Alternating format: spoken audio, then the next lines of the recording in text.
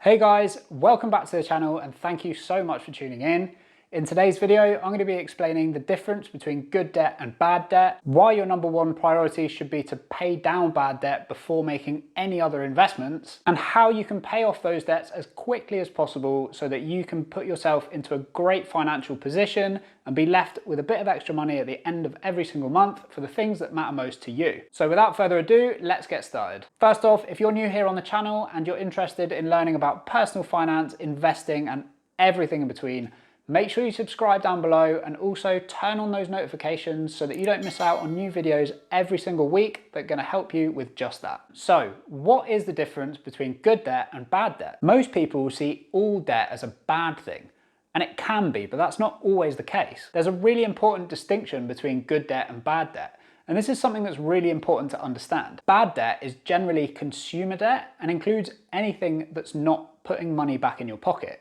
Examples of this can be things like credit cards that you don't pay off in full every single month, loans such as personal loans or other student loans and things like that, overdrafts, and even some finance purchases such as your mobile phone or car that you pay for monthly. To take it a step further, even your mortgage for the house that you live in can be considered a bad debt on the basis that it's costing you money every single month rather than putting money back into your pocket. But of course, the other side to that is that everybody does have to live somewhere, and it's often over the long term much better to be owning and paying your own mortgage off rather than renting a property and paying somebody else's. Good debt, on the other hand, is the total opposite of bad debt, and it's any type of debt that is used to pay for an investment that puts more money into your pocket every single month than the amount you need to pay out to meet your monthly debt repayments. And this is also known as positive cash flow. To give you an example of this, if you were to buy a house with the intention of renting it out, and you knew that your monthly mortgage payment and other expenses were going to be £500 a month, but you could rent that house out for £750, let's say.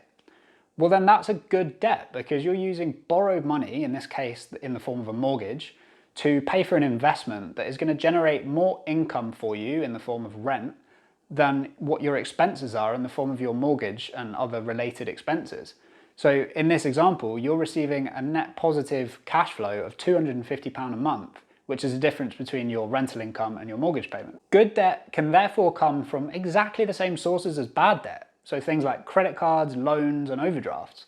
But the difference lies in how it's used rather than where the debt is coming from. So, why should you prioritise paying off bad debt rather than investing your money elsewhere? Well, the interest rates on things like credit cards can be absolutely brutal.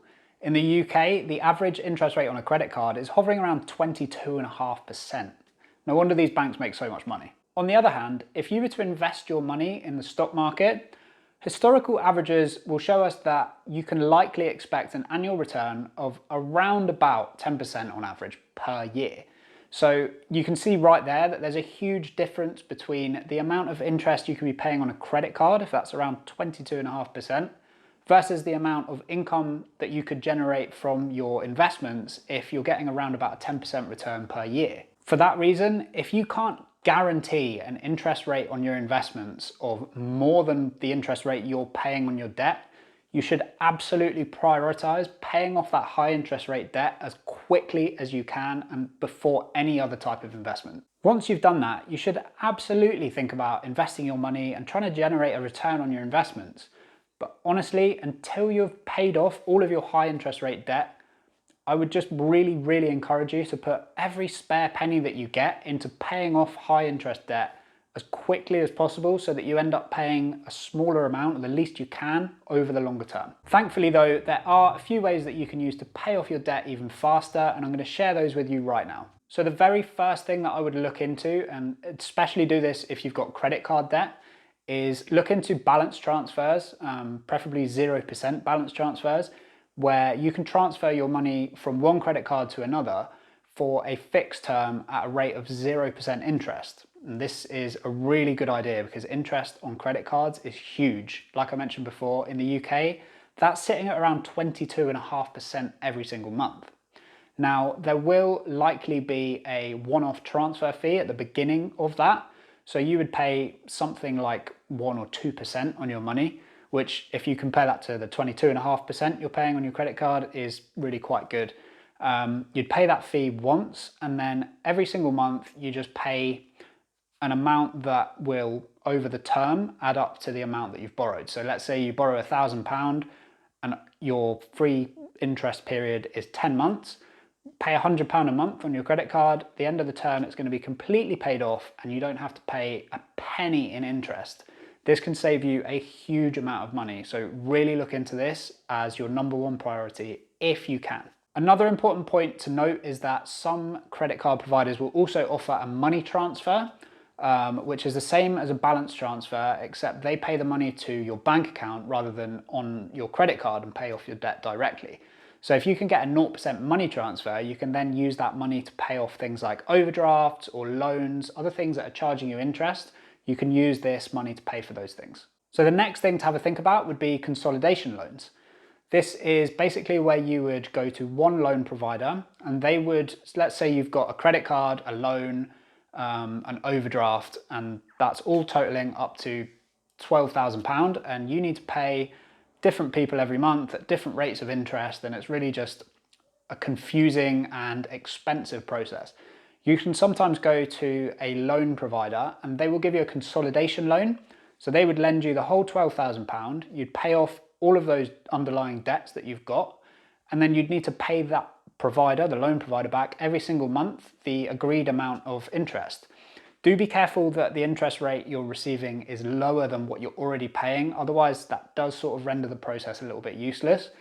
But this can be a really good tool and it really simplifies your debts as well and helps you to pay them off faster if used correctly. Another thing that you could have a think about would be using some of your existing assets to pay off your debts.